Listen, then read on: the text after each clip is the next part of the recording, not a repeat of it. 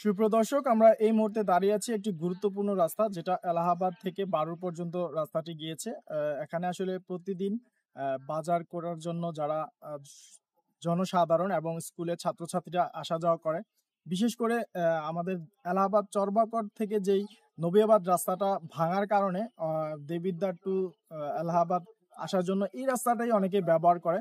তো সেই সুবাদে একটু বেশি না, রাস্তাটা 100 ফিটের মতো হবে। মানুষ মেম্বার চেয়ারম্যান উপজেলা তারা একটু চাইলে রাস্তাটা ঠিক করে দিতে পারে। তো মানে এখন যদি বাইরে এই জায়গায় না থাকতো তাহলে মানে আমার গাড়িটা নিয়ে আসা খুব অসম্ভব ছিল। মানে গাড়ি উল্টে যেতেছিল, তারপর বাইরে দইরা গাড়িটা পড়ে গিয়েছিল। তো আমি এআর নিউজ মিডিয়ার পক্ষ থেকে এলাকাবাসী যারা আছেন তাদেরকে বলবো এবং উপজেলা দেবিদ্বার প্রশাসনের দৃষ্টি আকর্ষণ করছি, এই রাস্তাটা সংস্কারের দাবি জানাচ্ছি। ধন্যবাদ সবাইকে। AR news media, Mohammad Atiqur Rahman.